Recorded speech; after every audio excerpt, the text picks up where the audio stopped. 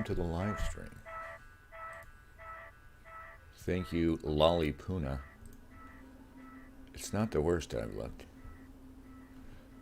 I couldn't help thinking of this very song as I drove down 4th Avenue downtown, for the short stretch of downtown, and 3rd Avenue are wrecks, just absolute wrecks. Still not as bad as other places, of course.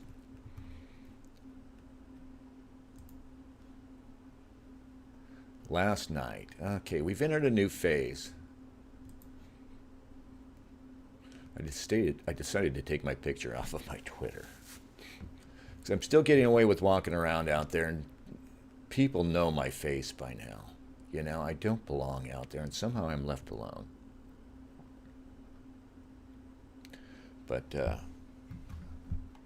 you know, I'm a local guy, and it's just weird that so far, so good, because nobody pays attention to me. I was thinking about this last night. We have a panel. We have the bishop, whose nose is missing somehow. And we have Joe, a regular Joe. They're not going to say anything.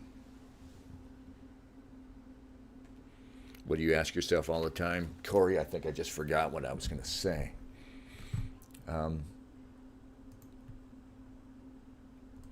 There are so many things that defy, you know, rational analysis right now.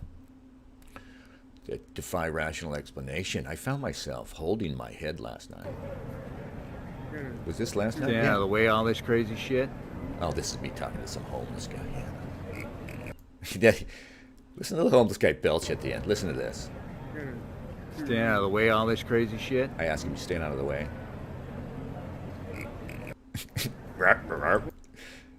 Yeah. Anyway, this is the Justice Center's on the other side. They've got fences off. There's cops lined up on the other side, and they've got dumpster fires and going. They were out there till 2 a.m. and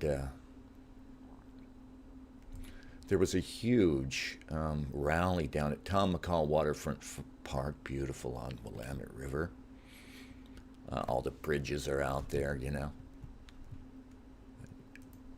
It's really nice out there. Beautiful day. Huge festival atmosphere.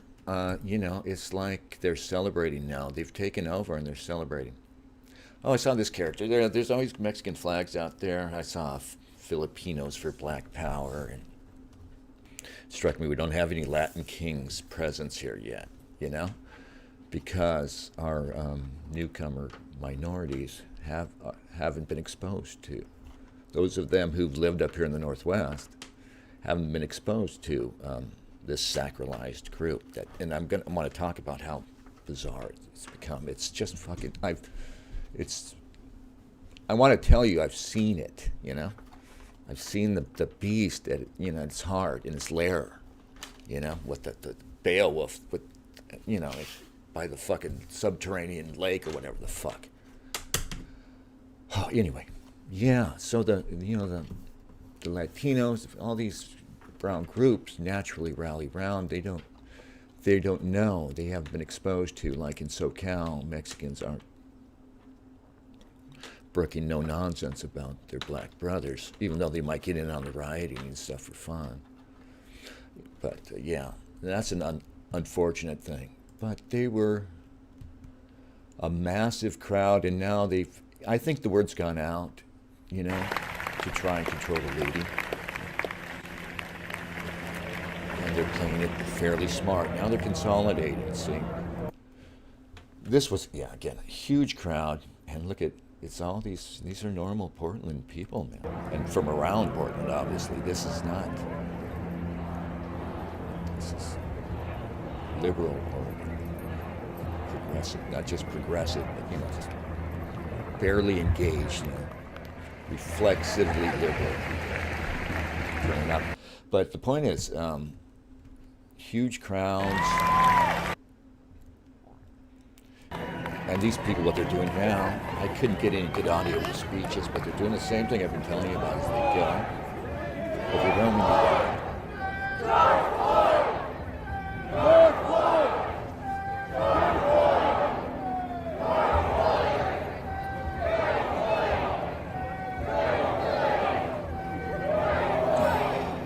crowd may be bigger than ever. It's on the waterfront now, Tom McCall Waterfront Park right now.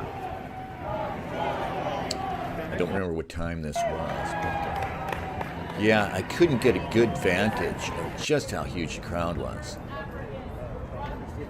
But it's like a concert, and it's funny. You hear people walking out, walking in, and talking, chattering, usually the white kids chattering amongst themselves, and they're just, it's like, again, I keep repeating myself, but it's just like a festival or a sporting event or a concert or something. I hear a couple of young, girls. This fucking thing just captures the girls, the whole of it. It's the worst dynamic, of it is what it does. The women falling for this nonsense. But anyway, I hear a couple of girls chattering about, I can't believe he didn't mention Jay-Z. They're talking about the speech, I guess, right? And he's doing some name checks, and and it struck me, one of several things that struck me, and I've got to write it all down, is what we're looking at, too, is them cashing in now on all the cashing in on hip-hop and black culture that's gone on, right? And all the cashing in on gangsta and all this shit and the elevation of the black hip-hop aesthetic. They elevated it through commerce. They're selling it as a jokey thing, almost, right? And now it is, what the hell's going on? Somebody on this stream? I'm getting weird noises. Motherfucker. I'm getting paranoid too. Yeah, but it struck me. I haven't got a good words to describe the phenomenon, but what we're witnessing is really how that's sort of the end game of all that pushing fucking hip hop on you and everything else. And again, I say, it's not without its seductions. They couldn't have just fucking thrown black music in front of you and made you like it with their bullshit. No, it's not that. But you realize, just how thoroughly captured these kids are, especially the kids are, by the black culture. And this is another thing. And it's, they move seamlessly from the basketball games and the hip-hop concerts, where it's the same thing. It's black guys pounding their chest or spitting verbal fucking violence, right? And again, it's just seamlessly now is being plugged into the political end game that they've been, angling for the whole time. And that's just one of the dynamics. Oh, here's the oldsters. Yeah. Do you guys have this thing where you're at? I'm sure you do. 7 o'clock, they go out and bang pots and pans.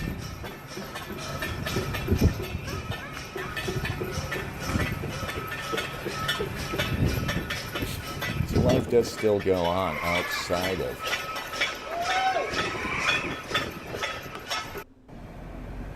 Life goes on outside of the riot.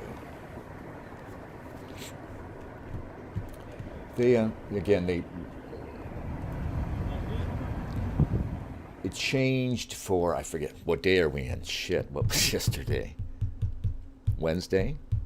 Whiteout Wednesday.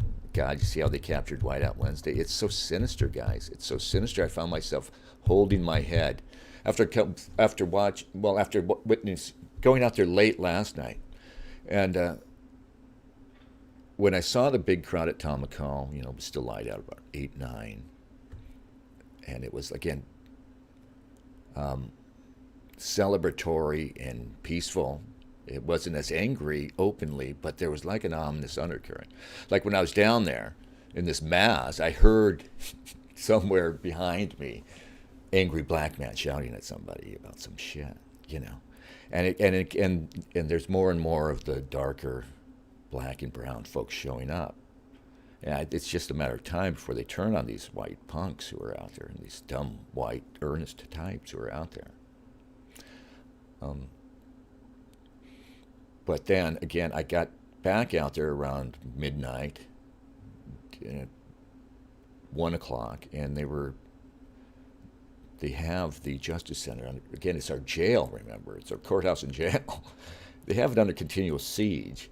They've got huge dumpster fires going out there. And the whole scene out there is really, really, I didn't even pull my camera out much.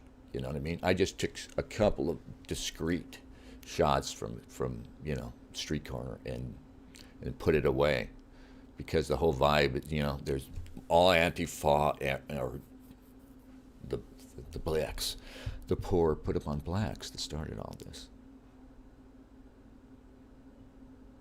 Yeah, I was holding my, I came home and so again I witnessed good dumb white people queuing up to listen to black people and buffoonish black people denounce them, um, and then and and I come home and I open Twitter and it's like we have no champions in the government. We have no champions in the media.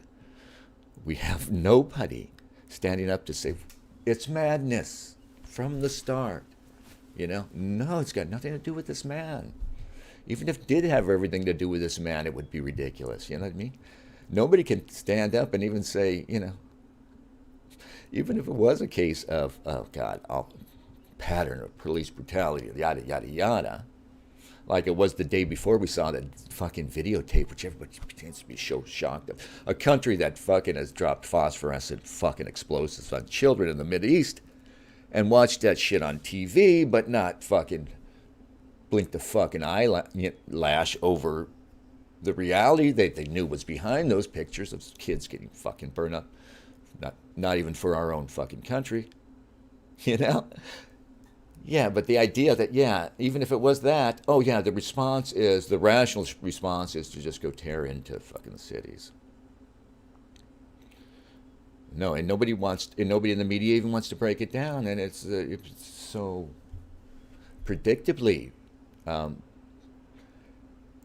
it's evidence of its contrived nature. Like I even have to talk about this, but the media won't even. They accept it, but it's evidence of its contrived nature, how it's playing out everywhere. Like here, it's just Antifa and the organized Antifa sort of complex of people getting all these people on the streets, and where you have a large black population, they show up to loot. They show up in the train to loot.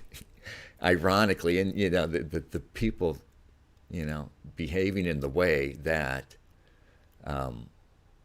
is the cause of all this shit. But we got our head up our ass so many different ways. Yeah, and everywhere you go, it's playing out the same. And the black people, they're not even like, it's there's that rage, but it's of a wholly different nature now than the '60s riots. And I want to leave out the Rodney King riots for the moment, because they do seem to be a sort of transition. But in the '60s riots, there was legitimate discrimination, a legitimate a sense of being trapped if you lived in Watts, or you couldn't just get a job anywhere, for instance. That sort of stuff. There was that, at least. You know what I mean? And in their rage,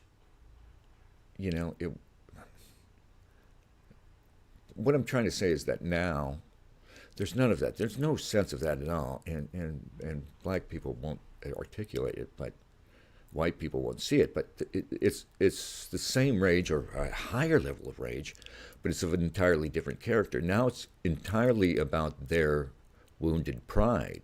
When black people see that guy with a foot on his neck, they're like, those motherfuckers. It's not, it's team white, team black to them. That's all it is. And they use, like I always say, I'm sorry to repeat myself, they use the language we use, mostly ineptly. And they think that they're using sort of the same principles where it suits them, but, they're not at all. They understand these things entirely differently. They understand them simply, and they're ahead of us. They understand them simply as an ethnic struggle. And in their simplicity and their crudity, they have, a certain superiority over us.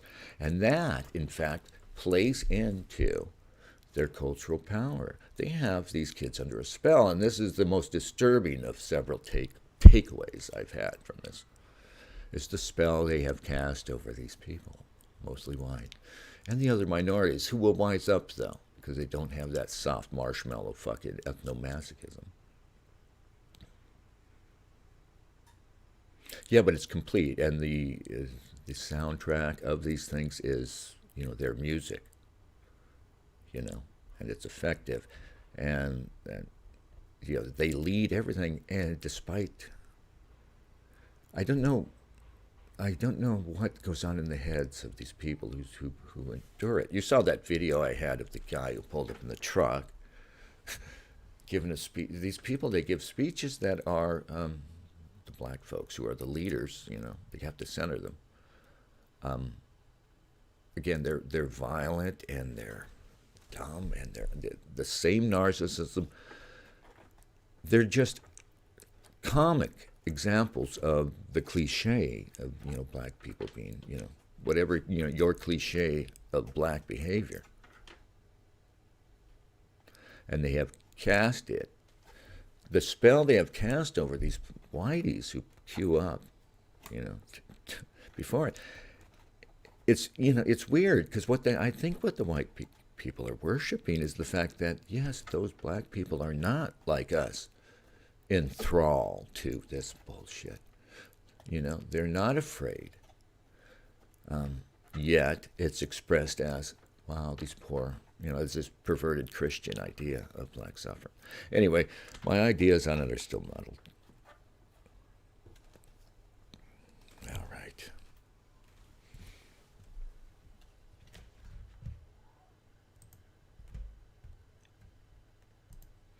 And everywhere they're trying to cash in. Yeah, I think one distressing thing I took from yesterday, I was disappointed. Yeah, well, they have successfully pulled off. Oh, they had a huge die-in. You may have seen on the Morrison Bridge. My favorite bridge here. Fuckers. Right? They had a die-in on it. And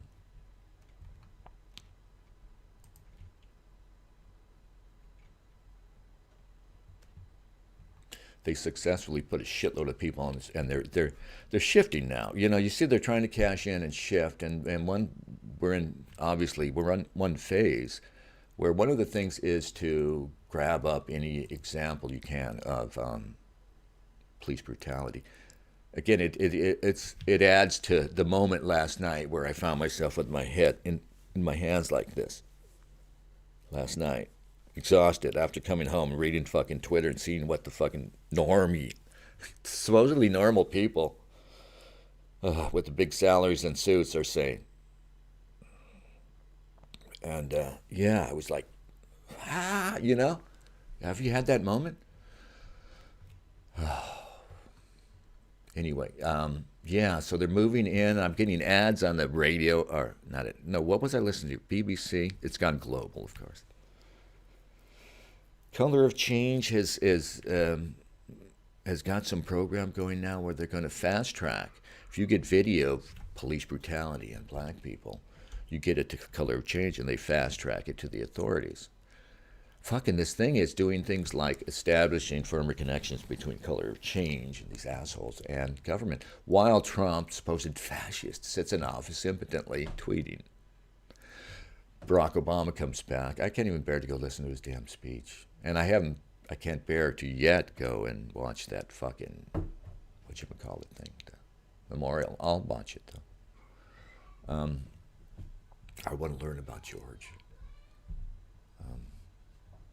But they're in the mode now where they're going to cash in. They've got, I guess it's kind of remarkable. It says a lot, frankly, for our cops, that they don't have a lot of brutality cases.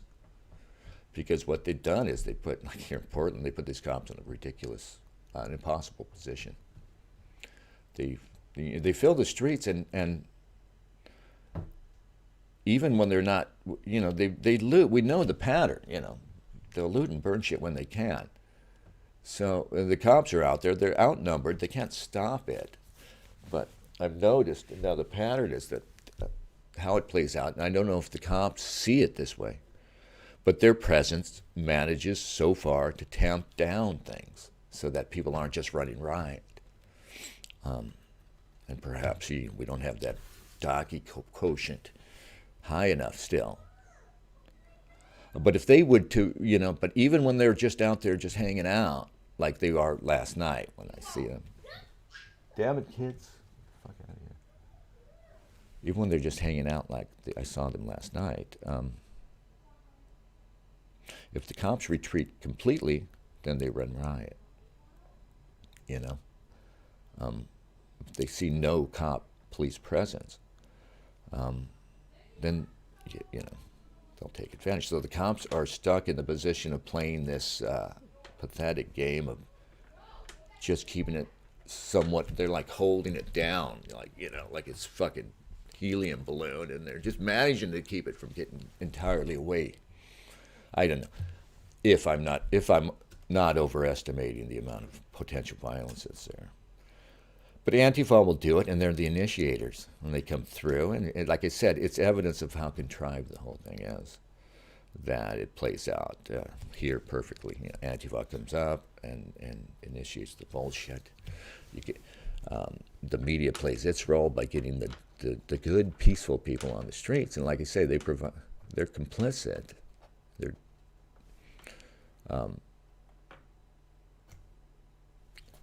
whether they mean to be or not, but they're complicit in that they go fill up the streets and they create the stress. They occupy the cops and they create the great mass of people into which these Antifa and looters travel, and operate.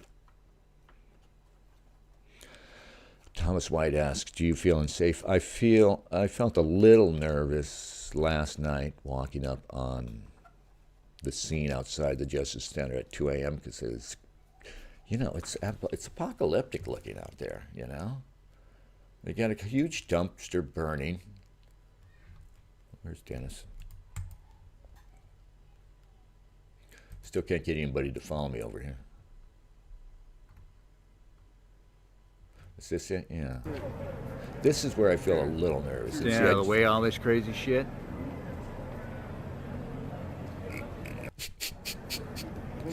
That fucking guy. I don't know why I even try to talk to homeless guys. Yeah, this is see, and now it's everybody's kind of creepy. It's the freaks come out. Here, of course. Yeah, I just imagine that I'm going to see wilding platoons roaming through here, pillaging.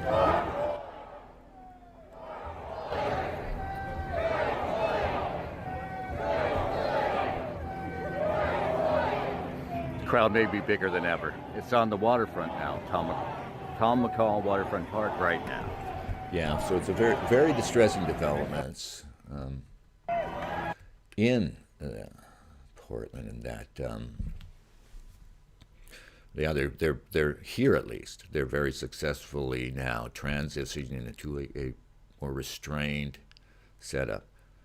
I mean, they're playing it ideally here. If I don't believe that they have absolute control over it, but they had a great, huge, inspiring moment, a triumphal moment after having fucking looted the Justice Center.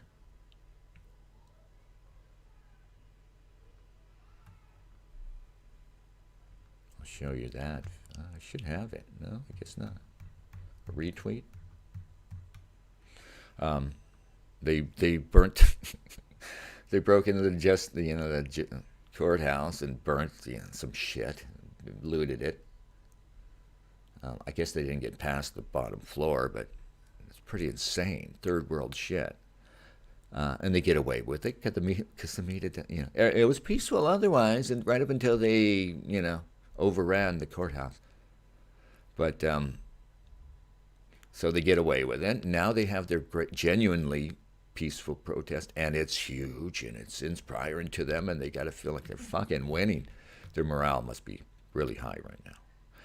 And I don't know if it'll last, but yeah, they're playing. They had that, and then, like I said, a return late at night, and yet they're still keeping the scare on down at the Justice Center. There's a vigil now, and it'll be interesting. I think they're going to do Occupy right finally, because there's fucking money behind this and everything else.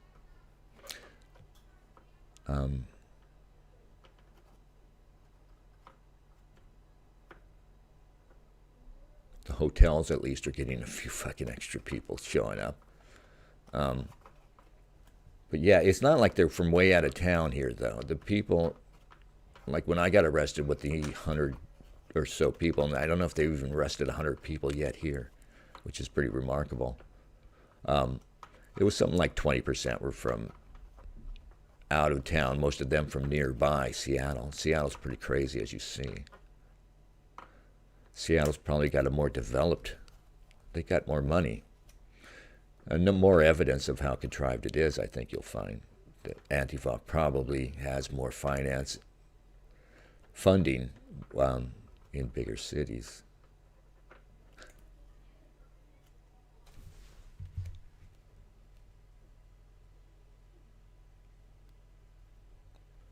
But they're right where they want to be, and they're taking advantage. They're taking down Robert E. Lee. They're talking reparations. Trump is scared shitless.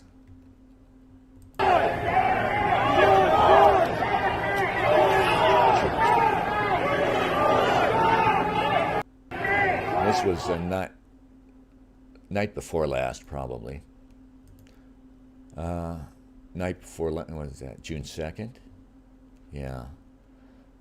And June 2nd was the height of it when they got probably most riotous. And it's still mostly, I got to admit, it's cops trying to clear the streets and coming into conflict with them is what I've seen. I haven't seen any looting, for instance.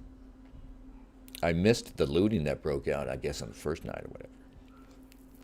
But it's just so fucked up. I talked to a guy who I guess was a protester. I thought he was just out there filming like me. But he says he got shot twice with rubber bullets on this night. Fuck out! Get the fuck out!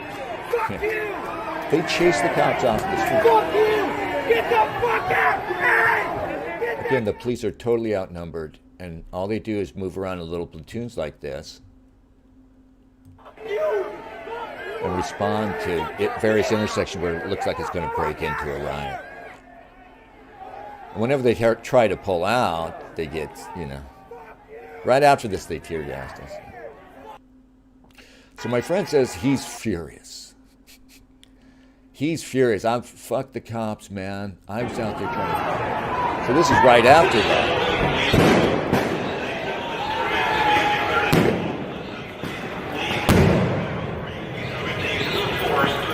You don't know where to run. What the fuck are you doing? You just stood there and fell. Listen.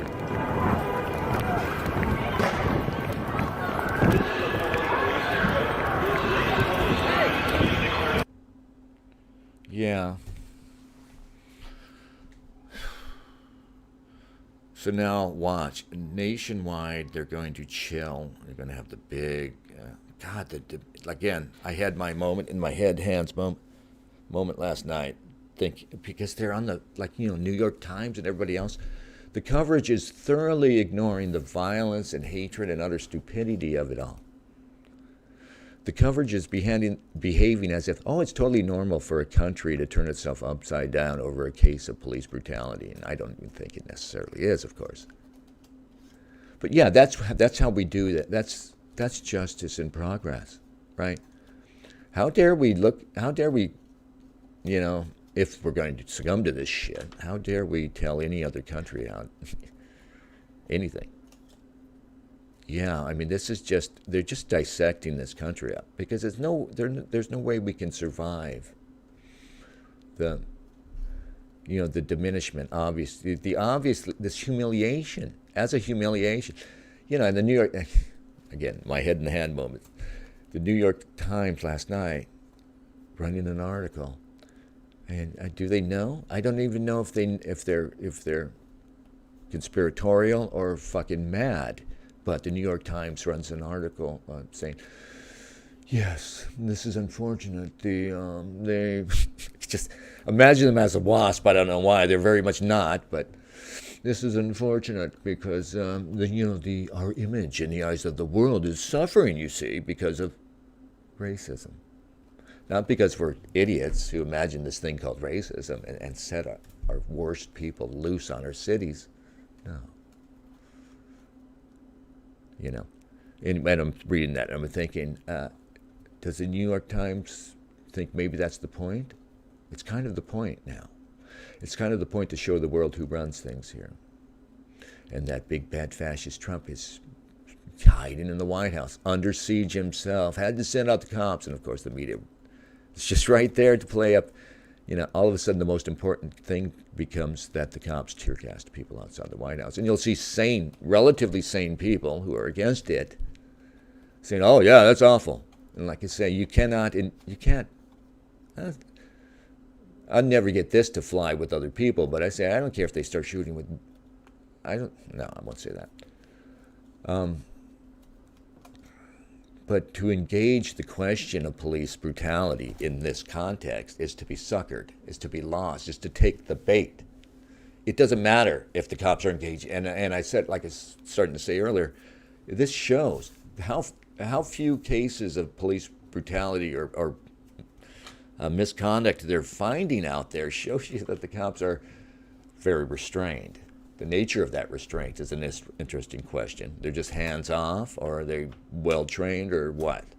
But in fact, there aren't that many of these police brutality cases that are part of the design, right? For them to go in there now and say, oh, shit, sorry. For them to go in there now and say, oh, look, right? Some poor cop, and this knee on the neck thing is a thing you do. It's the only way to keep a big guy down sometimes. So some cop puts his knee on the neck for a brief 30 seconds. Oh, they find somewhere else, totally unrelated. Hey man, let's get that guy fired. Anyway.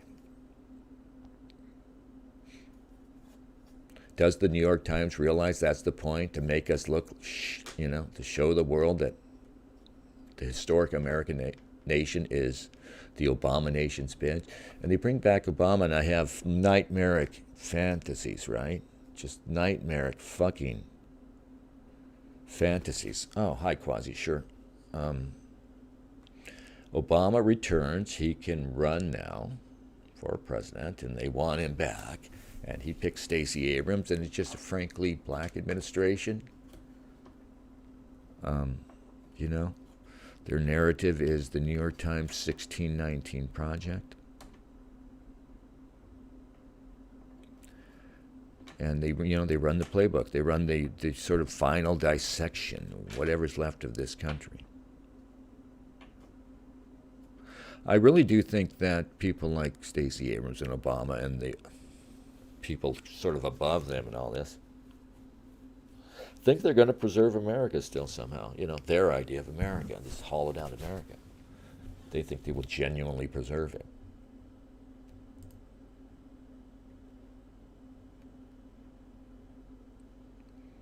But they can't,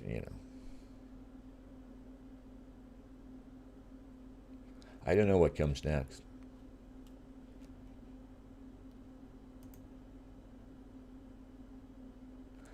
Can you tell me what comes next? Can anyone tell me what comes next?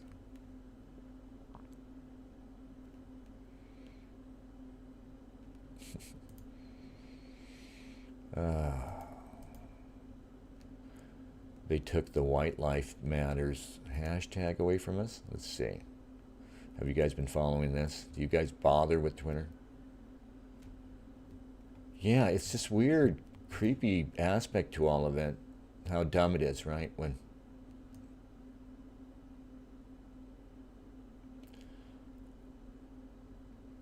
there's Trump. He's tweeting in all caps. That's going to get him.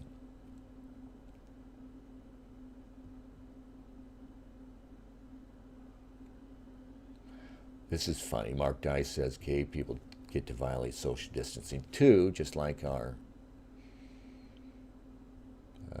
George Floydoids.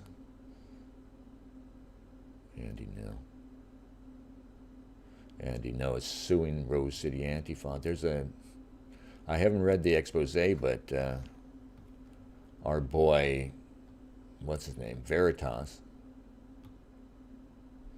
What is this attractive? Get this out of here. We're not looking at you.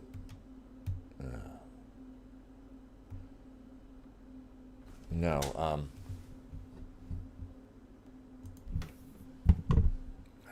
guys. I'm just at a fucking loss now.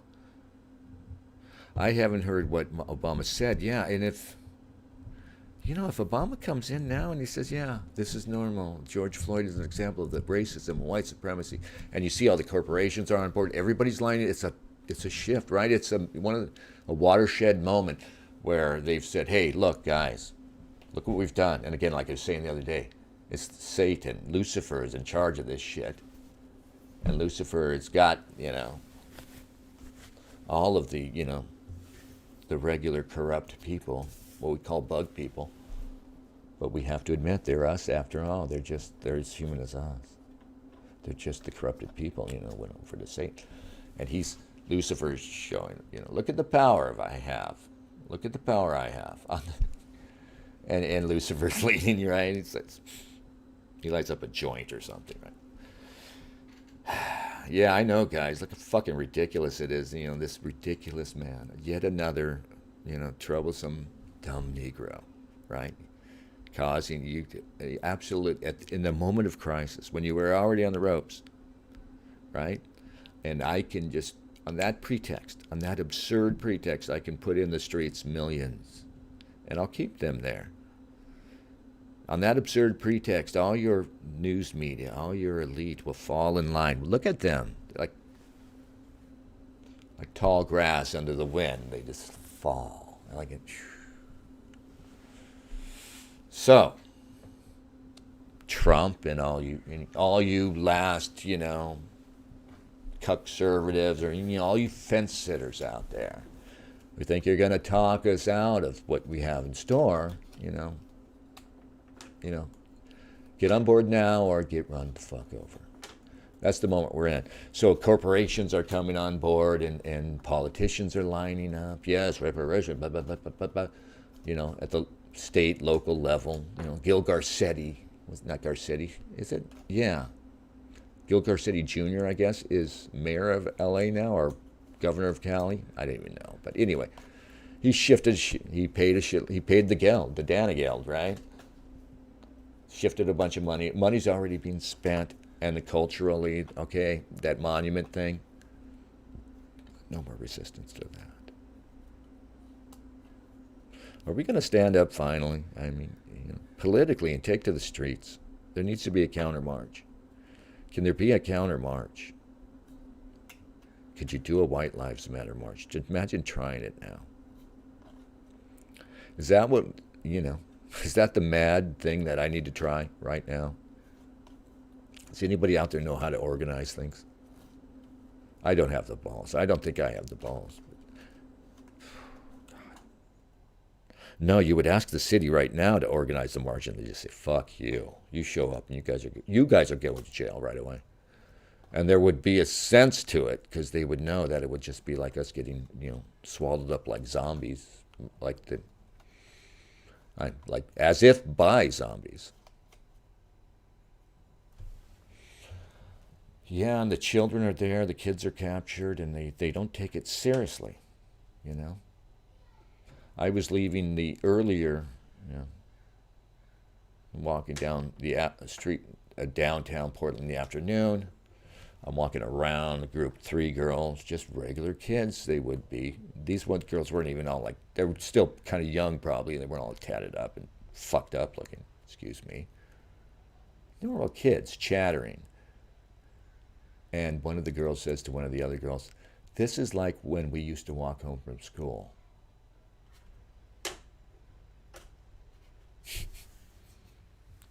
Motherfuckers, those motherfuckers, they can't win.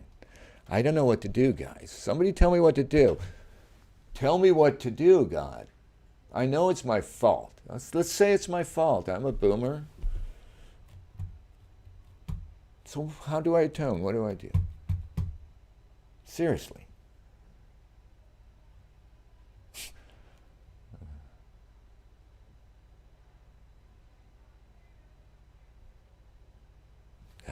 I'm at a loss. All right, we've got a link. Let's check this link out.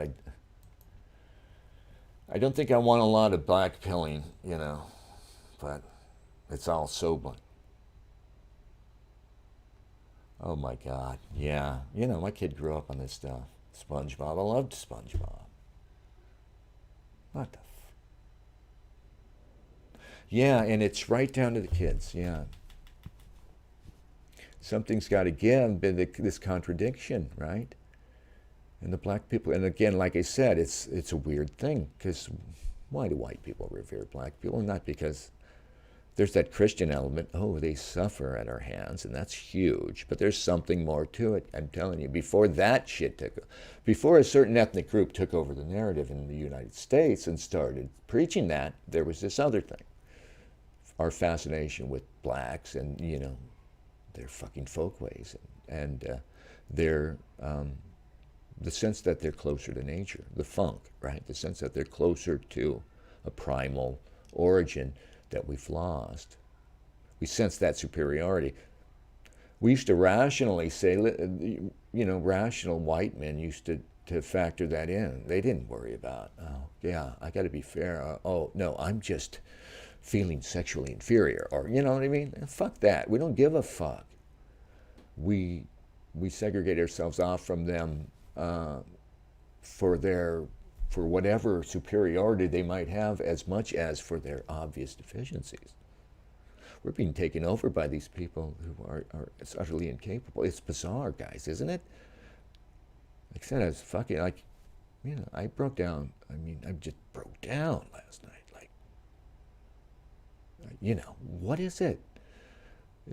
It's an African a point of view and an African level of rage and hate, and that is really kind of what the weird white liberals who are talking the language of brides and shit are revering.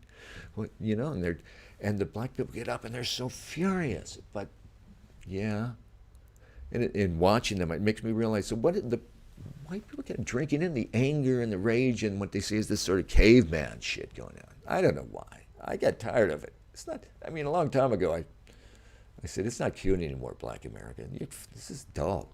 Anyway, but, white people have to go through this or something, apparently. And white people who encounter black people have to go, because we're so different, because we're so fucking far apart.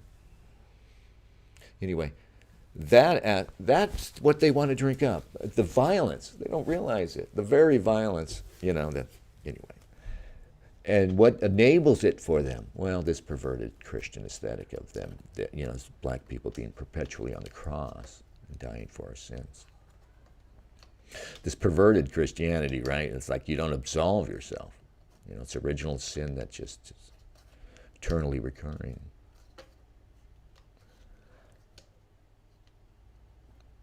Yeah, I don't know why anybody doesn't see it. And I don't know what the black people who get up and speak, what they have to say to wake these white people up. And eventually one of them is going to start saying, let's just start swinging machetes, man. Because they're like always that close. And these black people are, the thing about the speakers, they're not necessarily the ones that are going to do all the damage. And they're not necessarily even that dangerous themselves. It's part of the madness of it all. They're just some fucking mediocre asshole who impressed somebody, some fucking guy somewhere. Thought, well, yeah, you sling the rap well enough, and so that's what they're doing. They're plying this hustle. They don't really want anything to change. They love that this is happening, but they don't really want the things to change, because all these poor white people, and again, really infuriating aspect of it is I see like I said, the genuine progressive liberal white people here who show up and believe this shit, who aren't bad people. They're going to get fucked over. They're going to get jettisoned, right? Antifa is nearly irrelevant, despite the fact that they organize this shit. To even focus on Antifa is to be led off astray by a fucking red herring, really. Even though Antifa is instrumental, it's just, I think Antifa's real relevant role in all this is that's where the money goes to get the organization started. And money is just trickling out through their networks, through these Antifas are just the nodes where they pour a little money, and they know that Antifa here, for instance, can do what they did. And here's another thing I just realized saying that.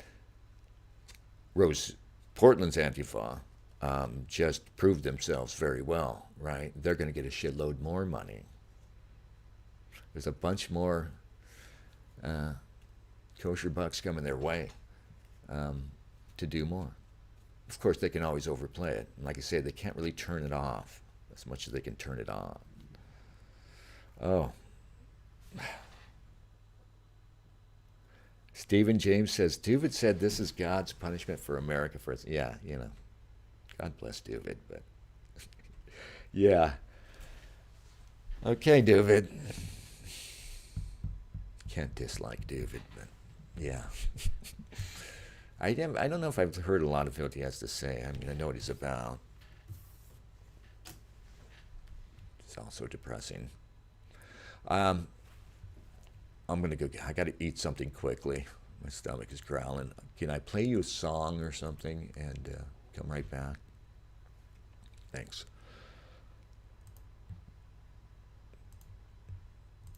Yeah, it's all so sad. But we're going to prevail. They're going to I mean, you must be optimistic, and there's always something to be optimistic about. There's always some hope to take. You know?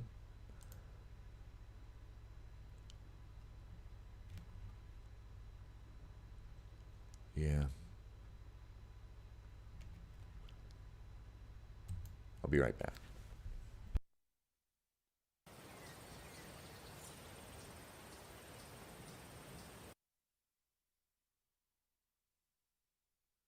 Hang on. What the heck? Not that one.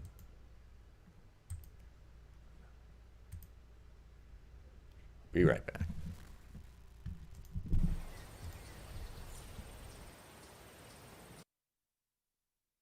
Hey now.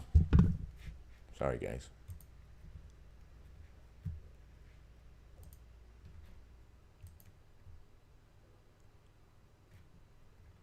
I don't know how to use the internet. Really? Thought I had some music videos in here. All right, let's just do this.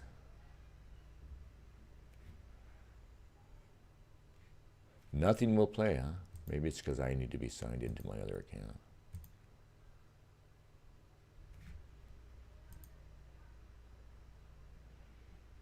I never know where anything is anymore.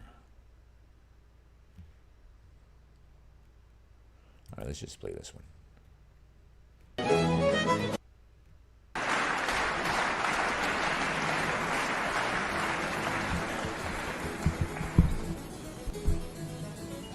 On vous donne la bonne nuit avec l'amante felice.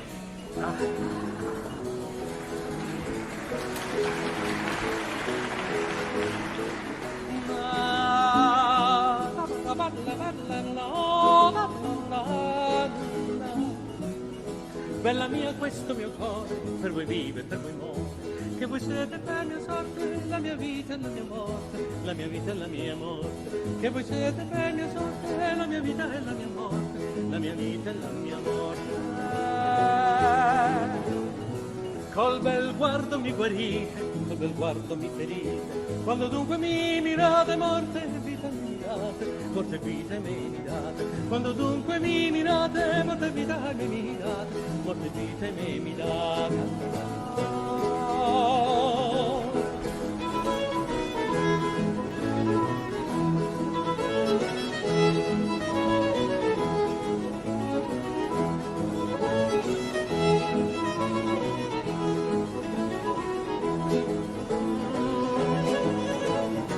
Oh, d'amor miracol novo, vita e morte che provo, del suo quale più granita, se la morte o pur la vita, se la morte o pur la vita, del suo quale più granita, se la morte o pur la vita, se la morte o pur la vita.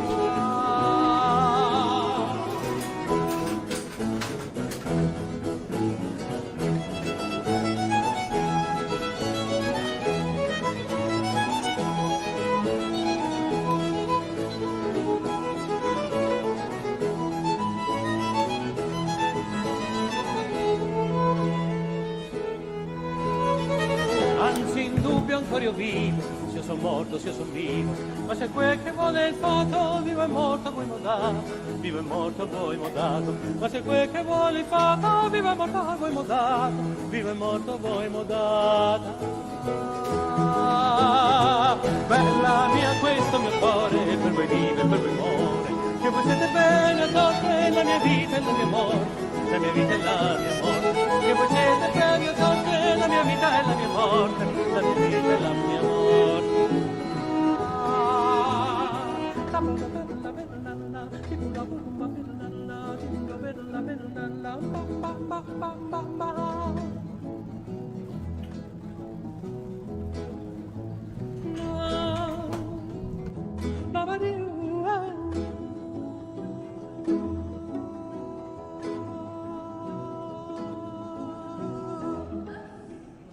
Buonanotte.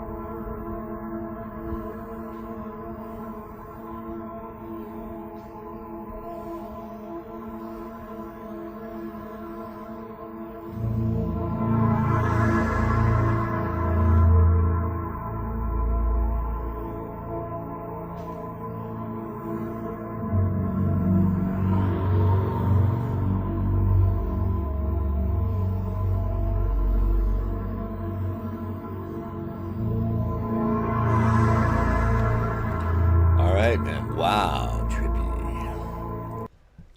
I don't know who that is. All right, where are we? Hi, Vij. Congresswoman Shibuna Dungbeatus says, Das racist. What is racist? Well, everything. All this BS over, yeah, Thomas, I mean, that's what I'm saying. I'm trying to, give it its proper voice. I guess, I was thinking of something.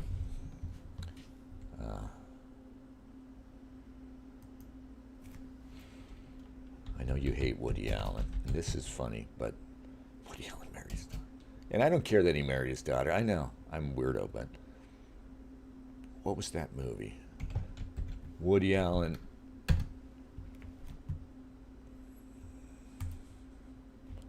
What are you doing here? My position now is basically his, but ironically, the identities are reversed. Congratulations on your book. I thought it was terrific. Absolutely terrific. Thanks. It's nice to see you. Listen, good people, I'd like you to meet my friend Isaac Davis. Hi, how do you do? Hello, Davis. Isaac. Hi.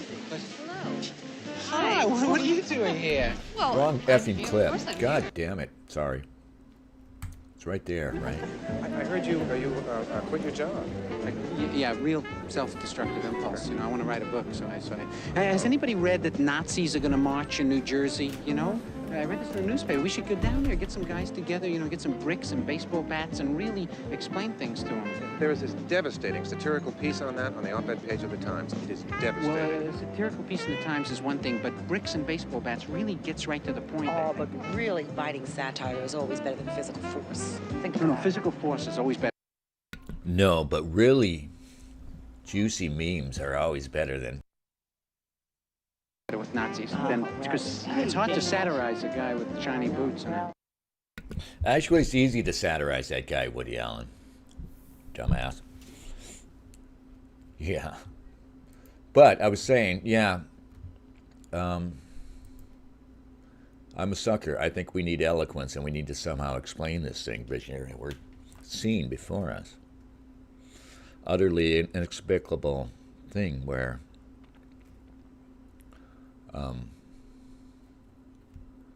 people are refusing to see what's right before them, and that is, our friends, our sacralized blacks.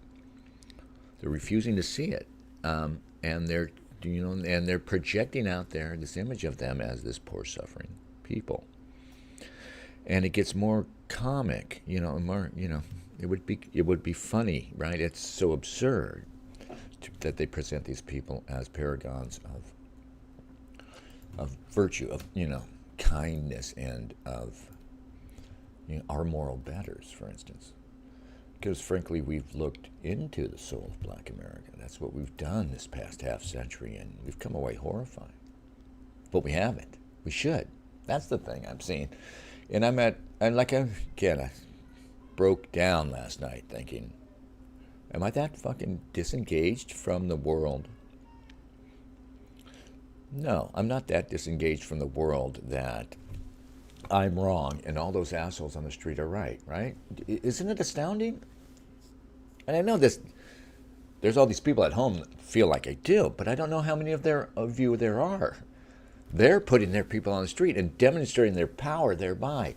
We, countless people who are silent and can't even be counted, this is astounding, are sitting at home in horror, knowing it's the absurdity of us turning our country upside down for some POS like that man.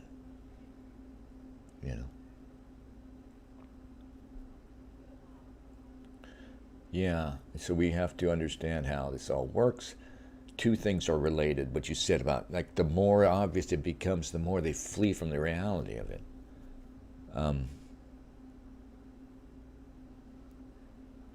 See, they're making a bet. The people who are behind this, and it's not black people, are betting on, God, I don't know what. Here's the scary thing is that they might be mad. These people might be mad because there's no intricate conspiracy ever, I think. There's no elders of Zion that are in control. There's no inner party. That doesn't make it any less conspiratorial or awful, but it just makes it, a hydra-headed monster that you can't combat, that you can't control, that it isn't controlled that much itself. It's just a voracious, what's overtaking us really is reified, I'm probably using that word wrong, but a certain group's appetite merely, it's being fed. They have so dominated the narrative, and the narrative, the cultural narrative, whatever you call it, whatever's always existed, that, culture, that thing that everybody accepts, or that thing that everybody shares that we call culture, they've so dominated it that they can present you with this fucking absurdity. A nation of good people. You're good people. You're fucked up, America, but you are good people. And yeah, convince them with this, that these awful people, they convince you that the people of Pet Rescue, right, the people who will go halfway around the world to help somebody, specifically if that person's a foreigner or some stranger the better, they say, because I want every human to be happy. These people who think like this are viciously oppressing the people who give you wilding gangs, teenage Facebook insult murders and fucking twerking. How that's such, why? I want to appeal directly to you, my friends. You know who you are. Why would you want this? Why would you do this for this? Why? What is so fucking... Why? You hate us that much? Why would you hate us that much? Why would you hate us that much when you, of all groups, should understand why we might fucking resent being dominated, why we might want to cut our own path? Because all you ever really said to the Nazis was one thing. This proprietary game. You can't play this game. Only we get to play. That's the only thing that happened there. It's the only thing I see now. But why would you want to bring it all fucking down? What hate? What hate? How dare you speak as you speak of, Tacone and Leiden. Come on, man. Stop it. Anyway.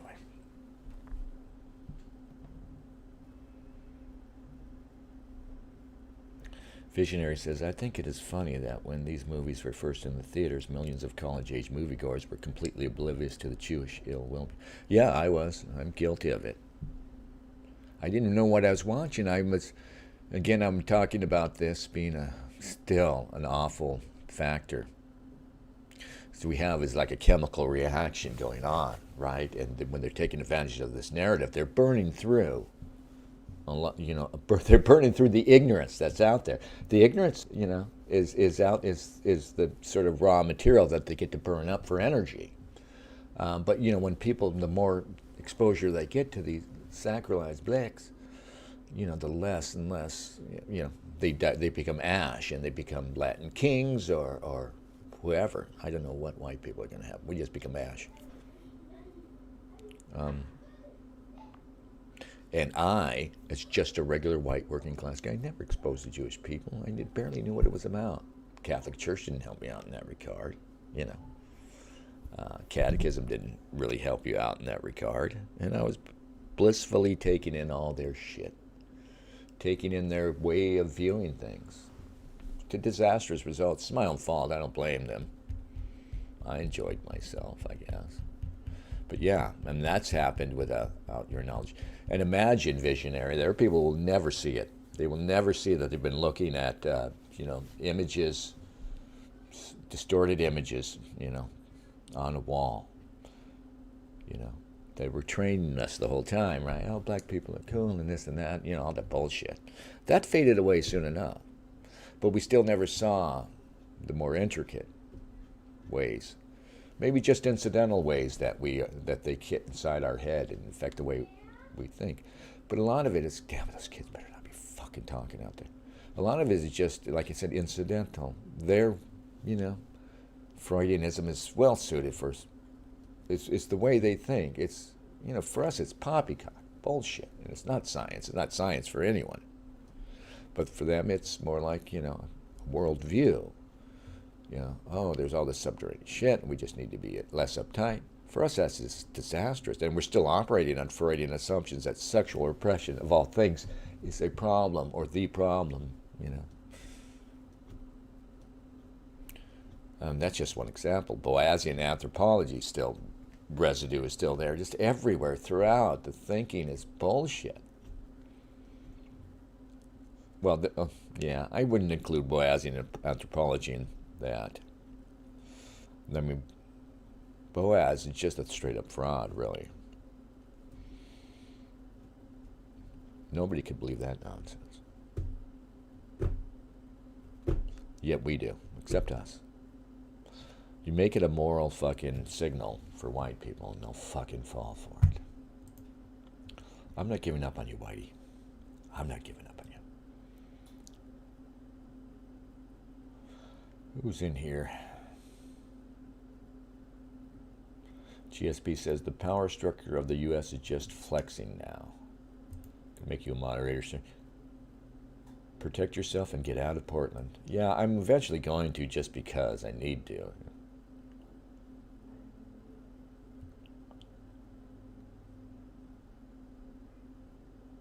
Stephen James says, I honestly don't know what the end game is here. I couldn't help notice the shit-eating grin on David's face yesterday. Fuck him, then. This is so, why do you want this, David? Why would you want this?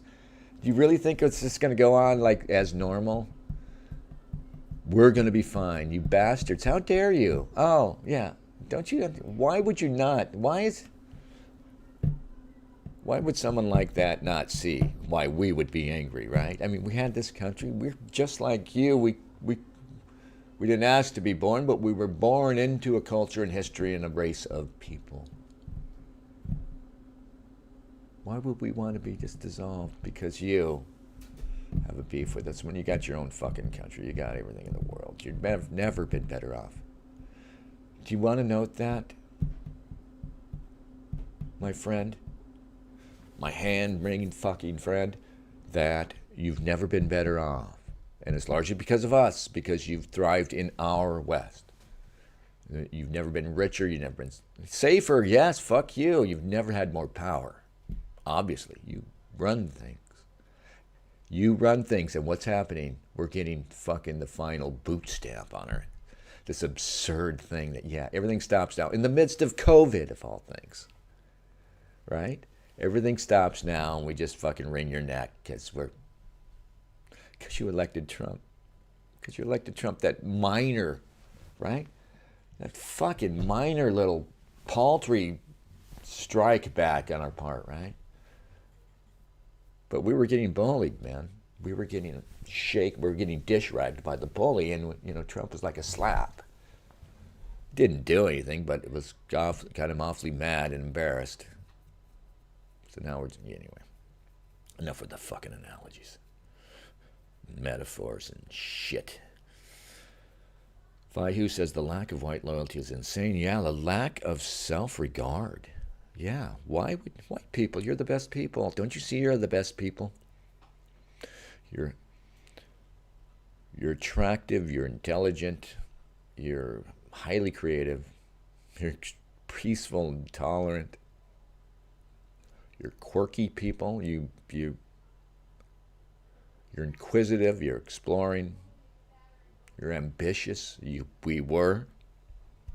had ambitions for humanity. We're altruistic. Don't you see the game, white people? Don't you see it? The one people, the best people, or at least by the very criteria that you hold so sacred, by the very criteria, why do you think you're lifting up these awful people?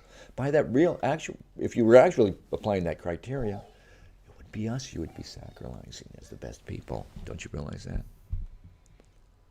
Do you see what's happened to you? Okay, Dennis says, check out the link. Oh, God.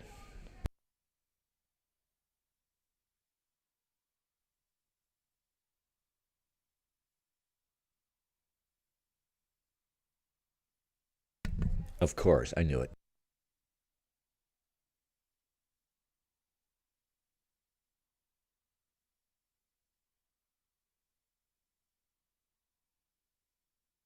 Yeah, this is probably bullshit, right? Oh. This is how we play it too in Portland, because we have so little racism to go around, so we really have to play it out. God damn it. Just a minute.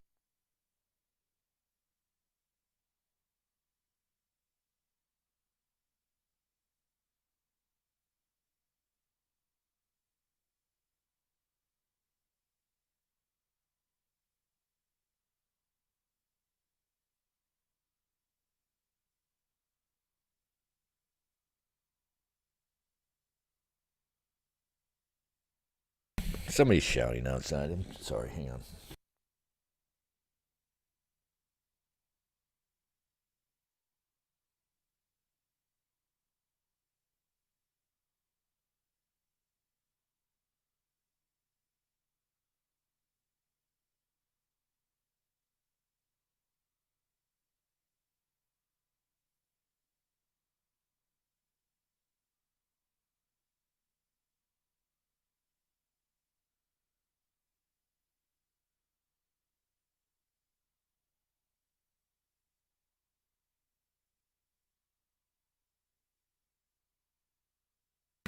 I got this horrible fucking woman staying with my neighbor next door. She says, anyway. Can you hear that? I hope you guys can't hear that. It's driving me nuts. This is a mild version of what I've been getting. God damn it. It's hell. I also have, by the way, I also have BLM activists here. God damn this woman. I'm sorry. I'm going to play music and go close some windows. God damn it.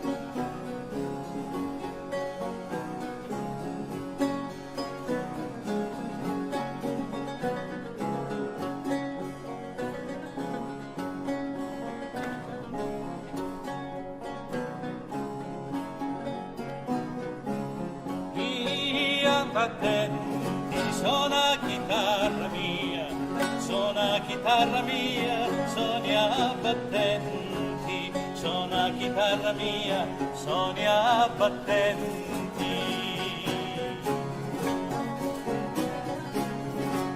Li colpi giusti lo suonatore tira, li colpi giusti suona chitarra mia, li colpi giusti suona chitarra mia.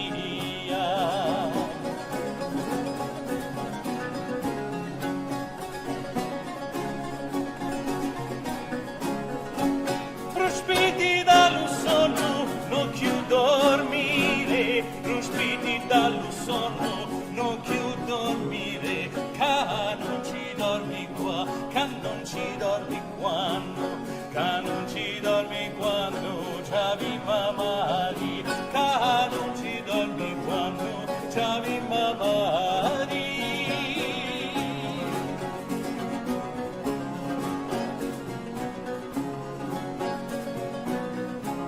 E c'avi mamari da letto di violi, c'avi mamari e li cuscini so, cuscini di seta e li lenzuoli soni arcamati e li lenzuoli soni arcamati.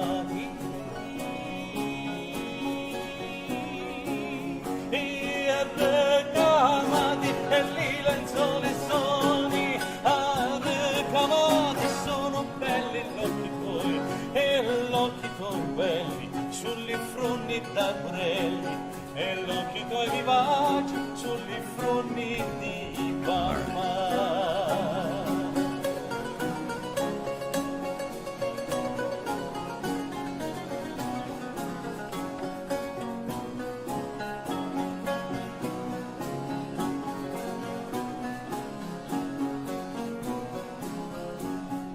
Rapido bella, rapido bella, rapido bella, che io t'avi dava sa, t'ava dicere due parole, dimmela a me non ti scorda, t'ava dicere due parole, dimmela a me non ti scorda. Via battenti, suona chitarra mia, suona chitarra mia, suona battenti, suona chitarra mia, suona battenti, suona battenti, suona chitarra mia, suona battenti, suona battenti, suona battenti. Sono battenti.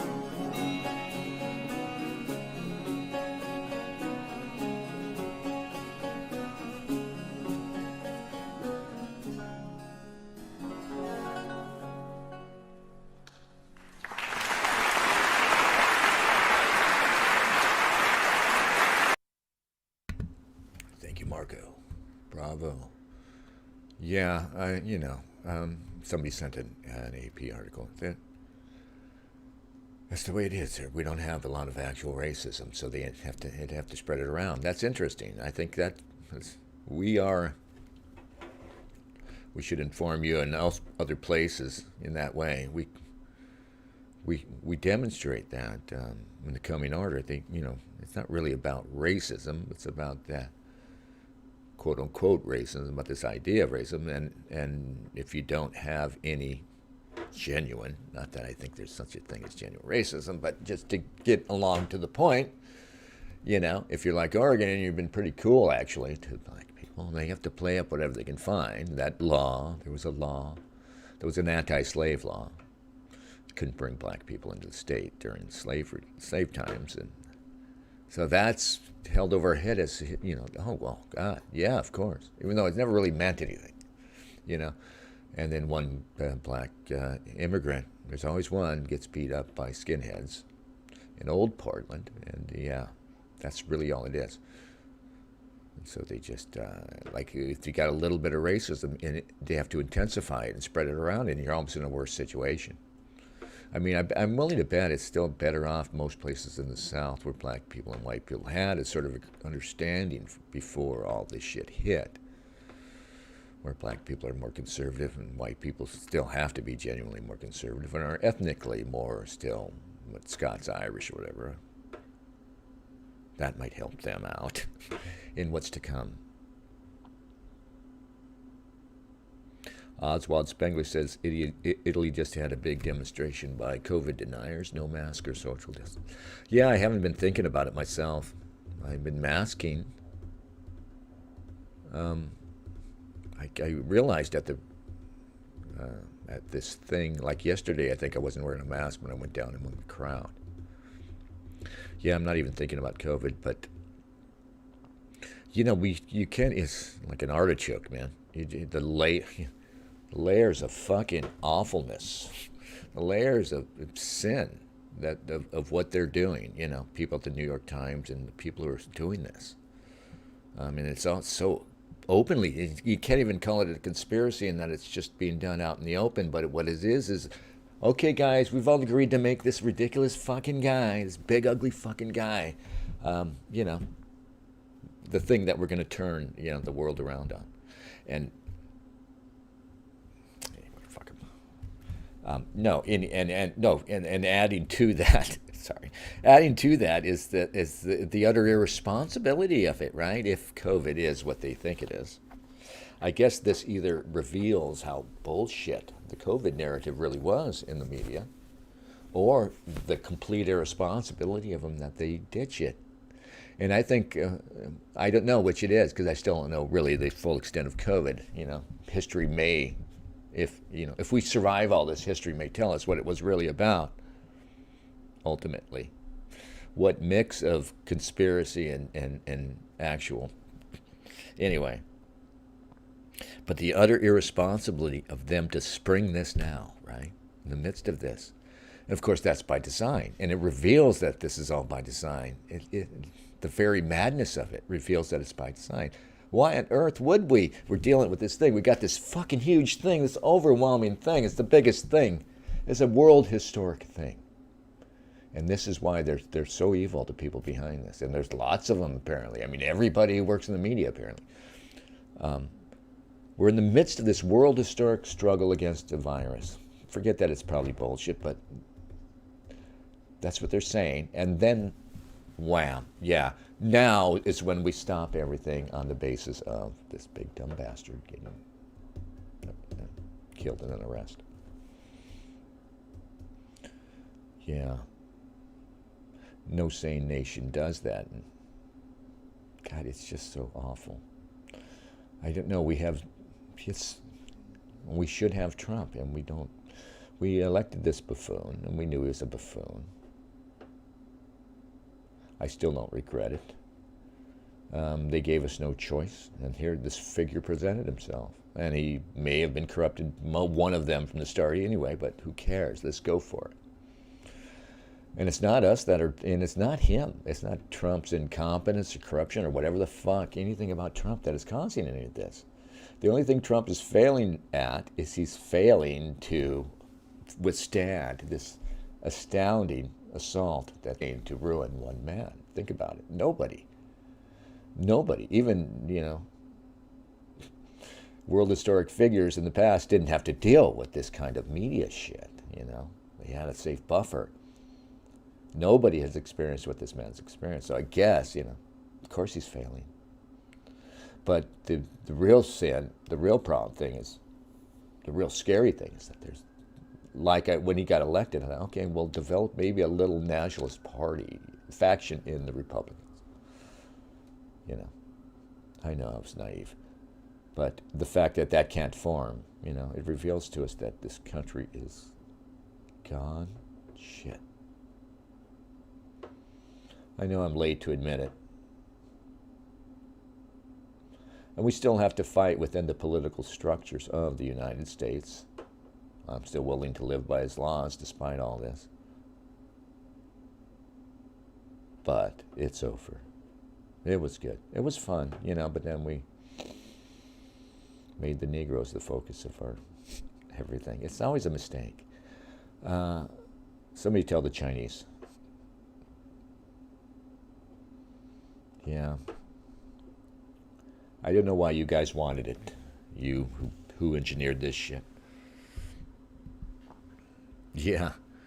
Social engineering. There's all kinds. There's lots of social engineering going on and no social distancing. But they're all masked up and they're all wearing masks out there.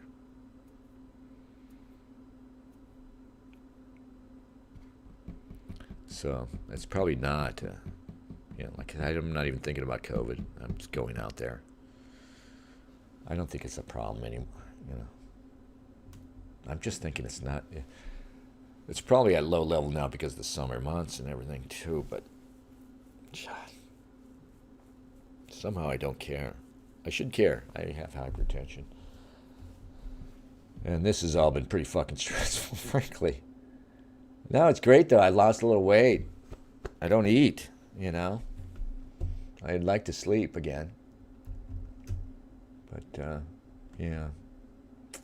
Maybe we'll survive. Maybe we'll all get together after this is over, guys, and laugh, share a beer.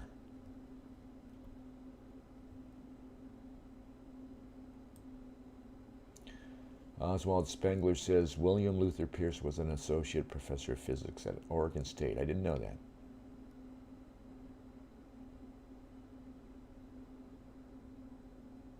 Visionary says there's a video of orcs abusing a puppy. I heard about it. And then somebody said it was fake news. But, and it looked like I saw a picture of somebody abusing a puppy. They just don't. Is that a better example of my pet rescue versus rape kings people's analysis, right? Pet rescue versus pet torture. And torture's a thing with black people, right? It's a fucking thing. These low IQ perverted ones like to do shit like that. They like to torture people. The people who would fucking, risk their lives to save a puppy, right? Save some wretched animal, right? Right? Go look at pet rescue videos online. I was looking. I can't bear to look anymore. It's comfort food. I'm old. Right? Some wretched creature that, you would put down in the past. Oh, no. Let's make it a project. Turn it. Yeah. Look how happy he is.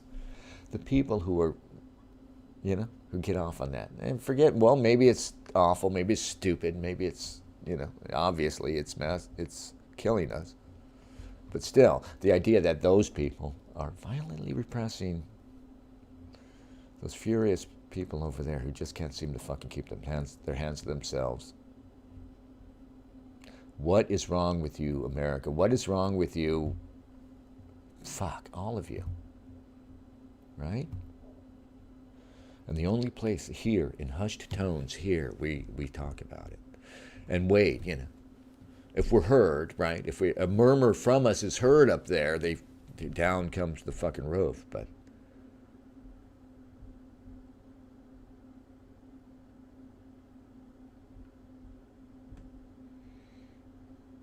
yeah, the lack of white loyalty.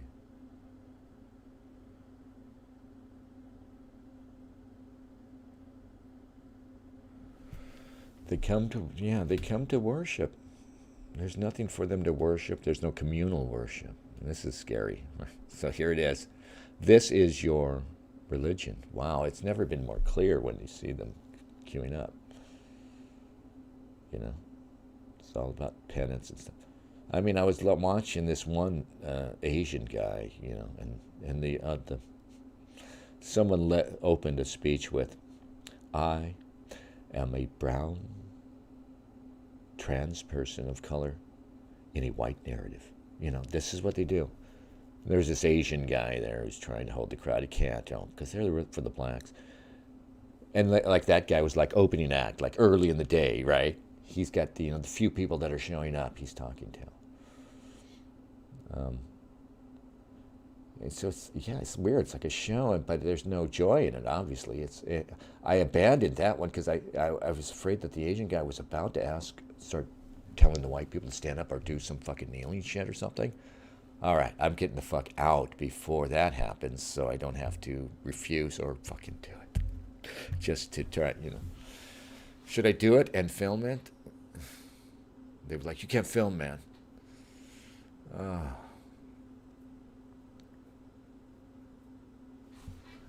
You know.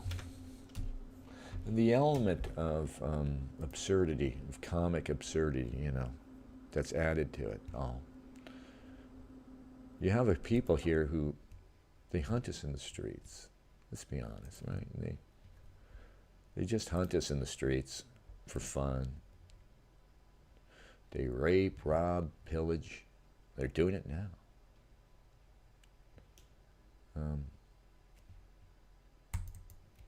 And they've been placed in charge.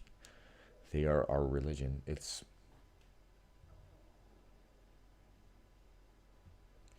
I don't want this America to survive,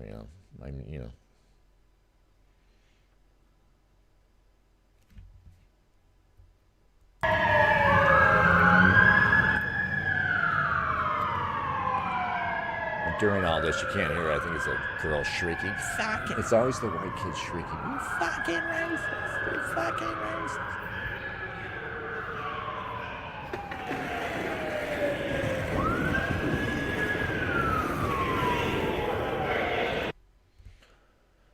That we'd let them turn our country over, our world upside down.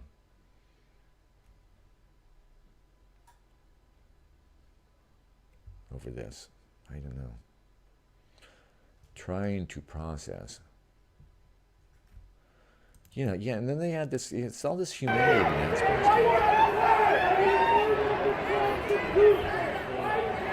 Take a knee! Show us you care! Take a knee!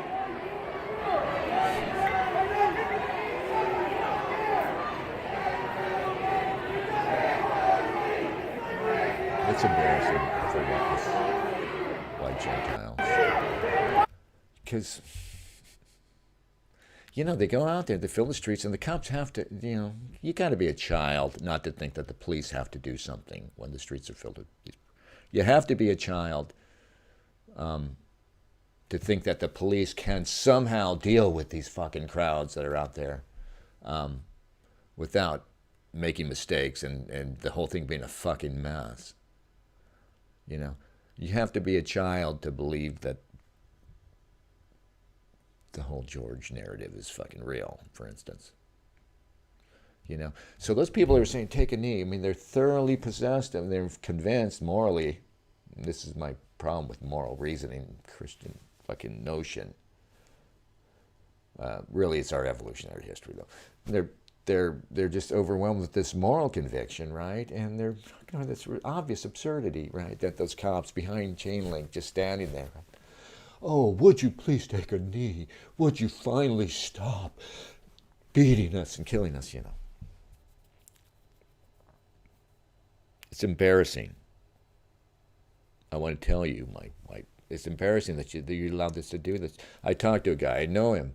I didn't know he was fucking a protester, right? He says, well, I'm furious. We were triaging this guy, and they fucking just rolled up, and I got shot twice with rubber bullets, huge welts.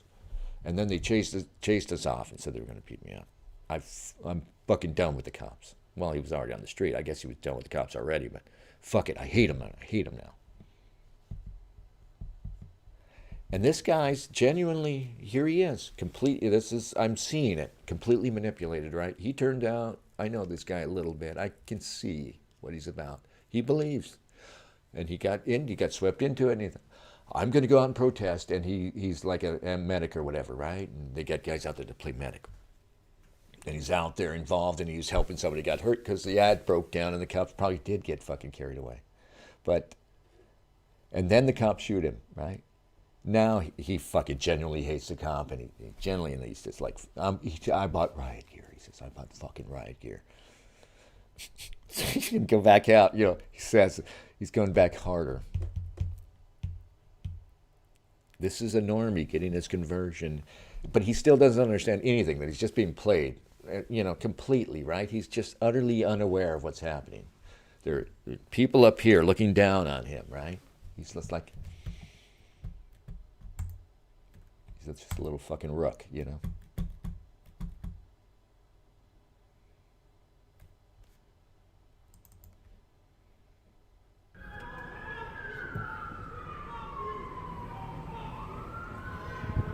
This is them trying to enforce the curfew.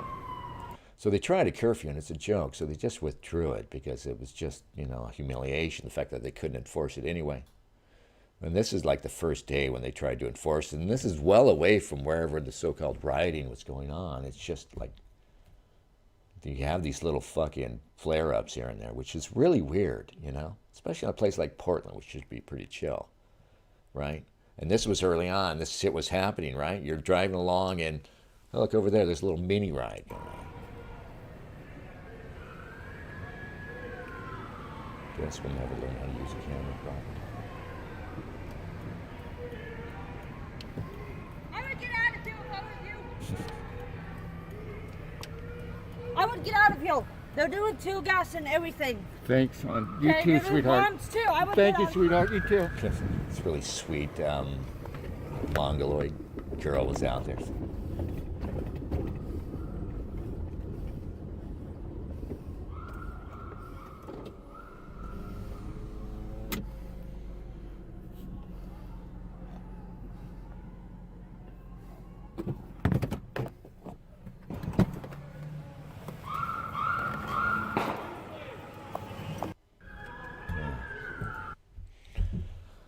Yeah, like I said, my friend is just totally being manipulated, and he doesn't see it. None of these people see it. Most of them are, you know. And as white people, they're destined for the chopping block. They're here to celebrate that. Yeah, so we're in a scary moment, and let's acknowledge they're in charge right now. They hold the field, but you know, it's so weird that it can't last. Now, maybe in a sense, we're in a more treacherous time than ever in that. Now they sort of got us by the balls, and they want to convert this into a final fucking submission, without overdoing it. Like I said, causing some sort of a reaction. I wonder over there on the other side if they ever ask themselves, what is wrong with our adversary? How could they be so schmucky about things?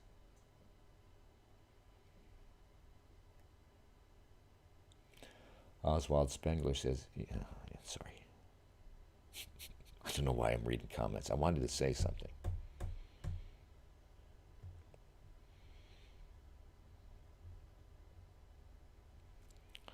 Yeah, the cultural aspect of it is weird too.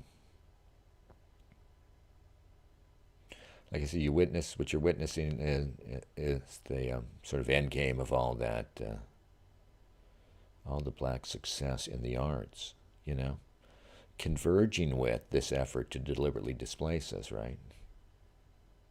Becoming what it is. And it's always there, and you go to these rallies, yeah, so that's the soundtrack, and it's always the beat, boom, boom, boom, that throbbing beat. And you realize it, right? They're playing the hip-hop, and you realize that, well, it's an African environment. It's a big rally, and it's like it's like when Africans go and they don't necessarily have a real battle, but they go and they put on the war paint, and they have drums, and they dance, and then they go and square off against their enemies and have dance-offs and real aggressive that often break out into battles, but mostly don't. But you hear that fucking hip hop, you realize, yeah, so it's complete. Here you are in America, and it's mostly white people, but they've turned it into a sort of African festival, sort of African war festival, like, you know, it's really bizarre. But that's the global beat is tribal, and they're the people of the beat. Yeah, it's unfortunate. And you have what you have within this thing too. This is really, like I said, it's what really. It's infuriating and scary and heartbreaking is that within all of this, right, it's a short distance within this from that fresh-faced kid who's going there with their earnest dipshit mom, right, to protest the police violence. I'm saying thoroughgoing true believers, totally manipulated. not hand wringers. Right? They're going into the same little community with the most vile people. People who, if you put them in Rwanda, they would just be, they would have heads, you know, piling up heads. You know, that's, and the only thing restraining them, and nobody wants to notice, right? That's the only thing restraining them is, you know, us, right? The environment. We haven't yet got to the point where we said, yes, it's okay if you take machetes and hunt on the street. That's how bad we are. We haven't yet said it, but who doubts that if you said it tomorrow, that would fucking be happening? It's not happening with guns already and shit. It hasn't been happening at a low level forever. They will underestimate their pets, though. They will underestimate them in a way, I think. The black folk, you know. There are black people within the black, you know, faction of all this, right? Which obviously is nowhere near driving anything, despite being centered. You know, which just reveals who's behind it, doesn't it? Does anything reveal more who's behind it? You know? Again, just as the idea of turning your culture upside down over GF is ridiculous. The idea of having this group of people being your moral leaders and everything else, and putting their welfare above everybody else. Such an absurd idea, you know. They by no means got there by themselves, right? There's no way, you know. There's no way you put your least productive and most troublesome people in charge of things. Unless there's a group of people who don't want to be seen as being in charge of things. But they find this awful, like I said, this group of people that are basically like a nuclear fuel rod of demagoguery, because their behavior is not going to change as long as they exist, not in our lifetimes. It's going to take eons for them to evolve out of this shit if they ever do. They'll just swallow us up and turn us into them. Ugh. Right? But they're like a nuclear fuel rod in that they just radiate this power of demagoguery, you know, and you put them in any, the democratic environment is like the fucking plant around it, right? And you drop this nuclear fuel rod of wretchedness and suffering and violence and ignorance and stupidity that is our favorite people, the Blicks, right? And then it just radiates and heats the water, which is some steam. That's what it is. That's why they love them so, precisely because they'll never stop screwing up, because they'll always be gloriously oppressed, gloriously, bloodily oppressed. You know, like I said, I'm not impressed with it. I stopped being cute a long time ago, and I don't understand my fellow whites.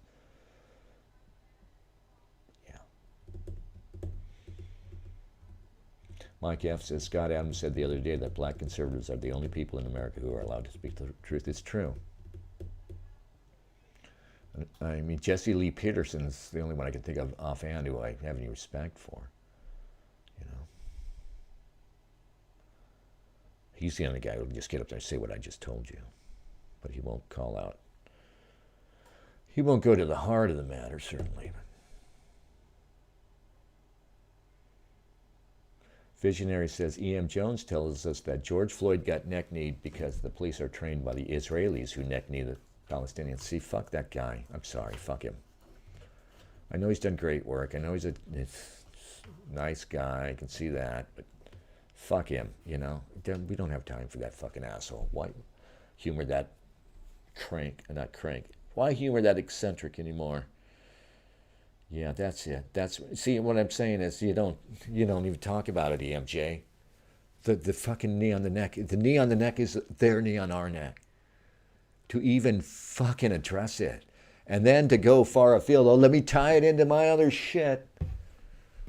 Please, man.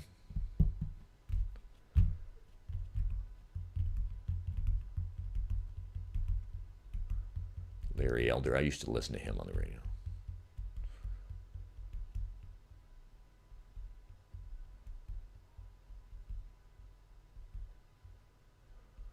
Mike S. says it's amazing how cultural critics are effectively prohibited from disparaging rap or hip hop as an art form. Sacrilege.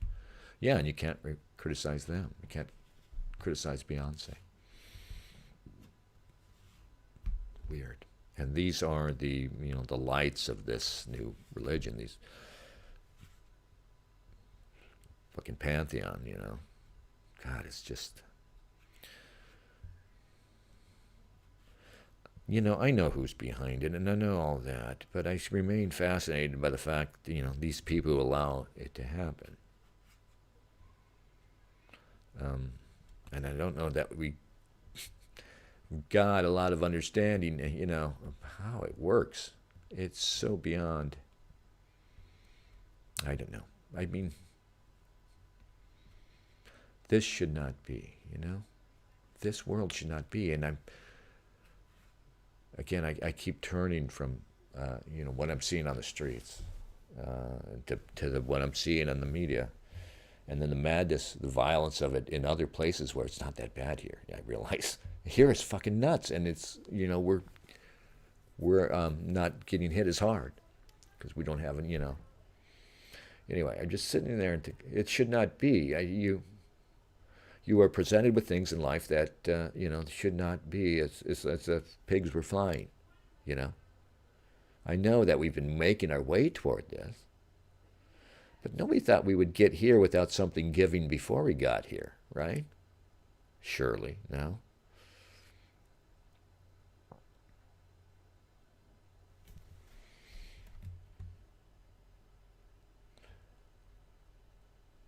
Satire is the only way to break this spell, says Mike F. Satire and mockery. Well, Mike, apparently you didn't see my Woody Allen clip. I just played. I'll play it again for you. Democratic senators kneel during a moment of silence for George Floyd. This is what I'm talking about. Oh, it's not all of them. Good. I thought I was going to see a mass kneeling here. Today, we gather here in solemn reverence to not just mark his tragic death, but to give honor to his life. We now will pause for 8 minutes and 46 seconds in remembrance of George Floyd. And do you see the perverted logic of it all? Oh, God, and this dope, right? This... who's kneeing? I want to see who takes a knee.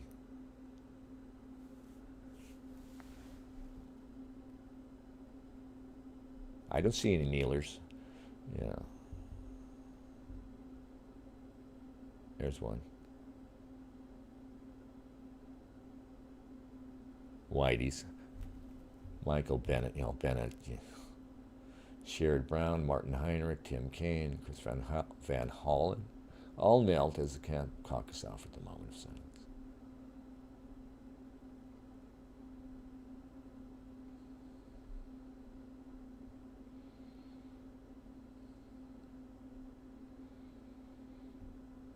Yeah. Is anybody standing up to these assholes out there in, like, regular land?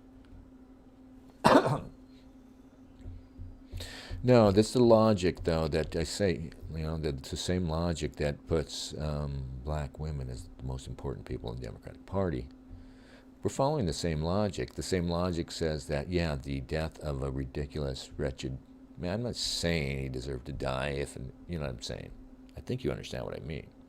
But that the great nation, a nation that of wealth and power and prestige and of historic importance, thinks, no, that's what we're about. We're gonna, even if it was, like I say, even if it was, that there was this pattern of brutality and that, this was the problem. This happens and we got to fix it. Even if that was the case, the idea that that's what a great nation does, is it just stops and lets itself be fucking ravaged for a moment, and then gives,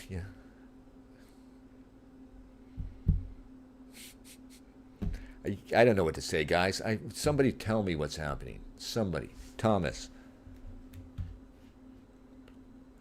White says the offer's going to get off and that shit's really going to hit we know again, it's probably not even that it's a bad rest. we're going to find out he didn't even die from the damned neck breathing thing, because that's what you're going to say if someone's kneeling on your damn neck. I can't breathe.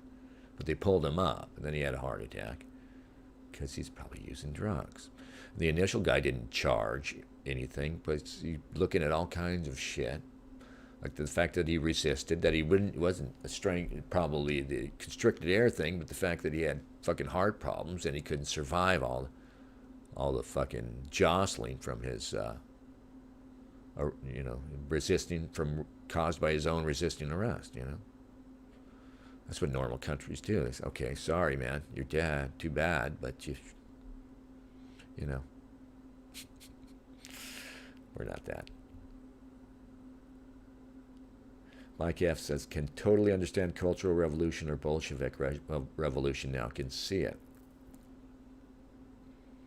Yeah, I wonder what it was like for the Bolsheviks. Yeah. Did it feel like this for them? I don't know.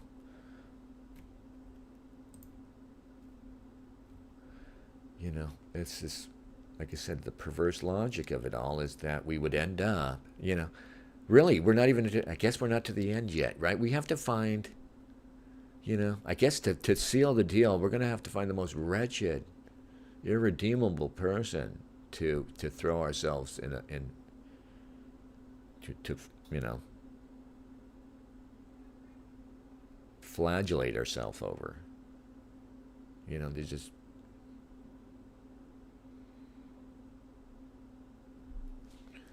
yeah. You have to take the knee, right? Take the knee. That really means, earthquake sign. Take the knee is really us taking another sort of knee, right? Black Lives Matter! Black Lives Matter! Black Lives Matter! Black Lives matter!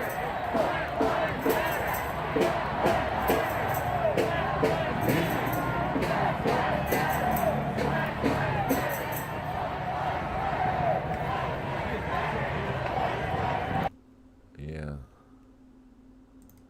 Huge events. And people are out there boarding all day long.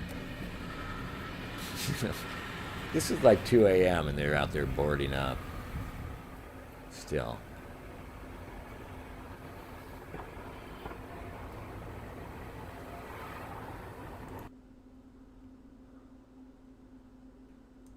This is the kind of shit they listen to. You still got some of your jeans in here. You mad you gonna get bred up in this shit? You mad because we fly? You mad because we might be some shit, some round out.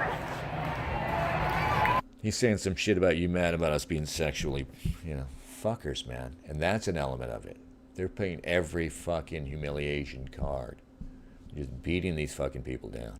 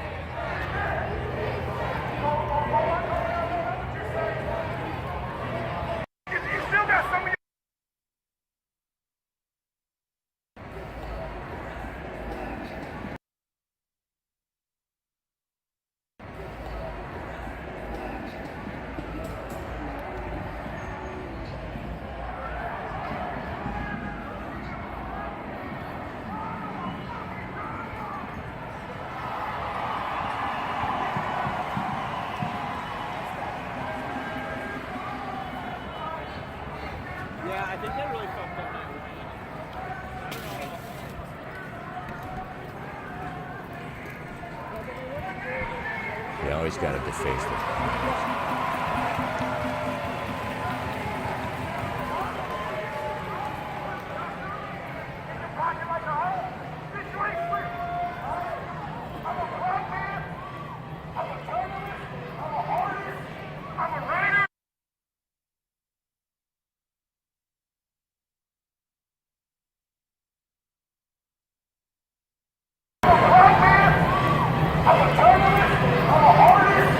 I'm a writer, a producer, a poet.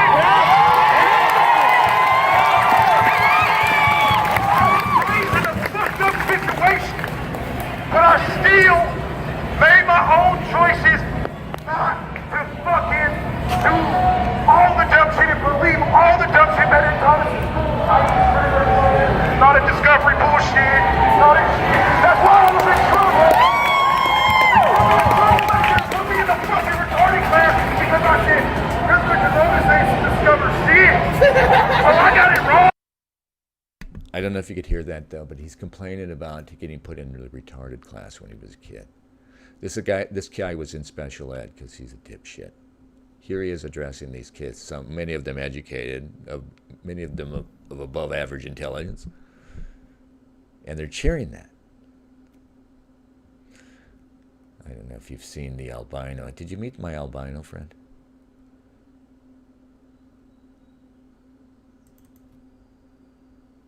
They've been fucking with me, gave me 4 years on my first case, attempted burglary, right?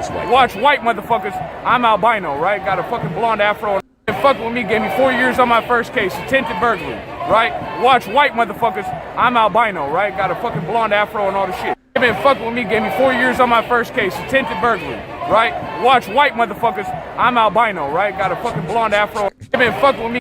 So yeah, that's what you're on about.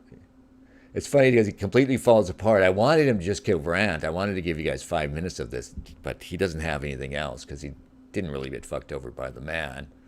He did some stupid shit and he got, in trouble. He gave me 4 years on my first case, attempted burglary, right? Watch white motherfuckers, I'm albino, right? Got a fucking blonde afro and all the shit, right? Yeah. So check this out.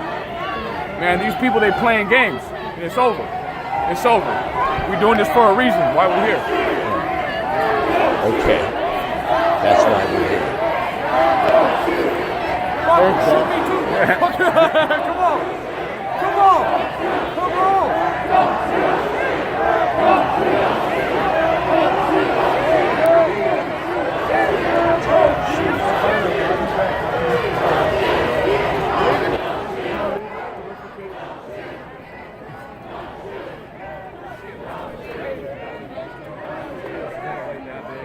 Keep the camera under control, guys, for once.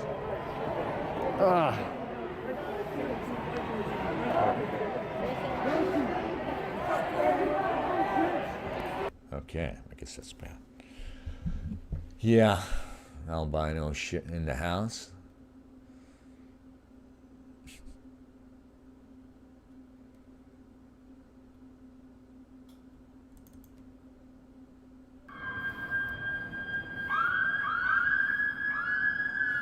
That's Dennis hiding from the cops.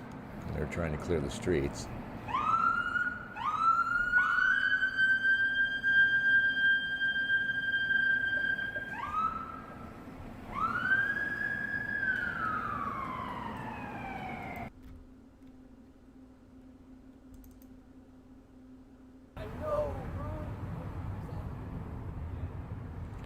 And this is the end of the night after they've had a good... It's not over by any means, but most of it's died down enough.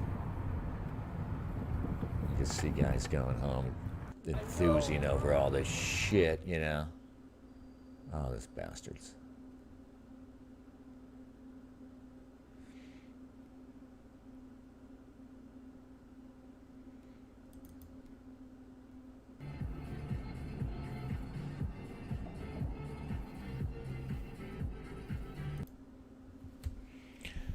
Yeah, well, I'm going back out.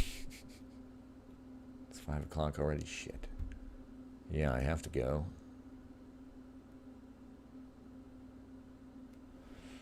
Yeah. I lost track of time. I'm supposed to be somewhere. I'll try and get out there again tonight.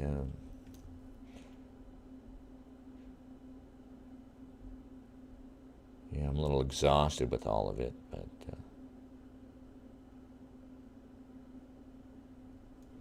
yeah. All right. Play me out. Pinot. Or, no, not Pinot. CVJ. It's the only way.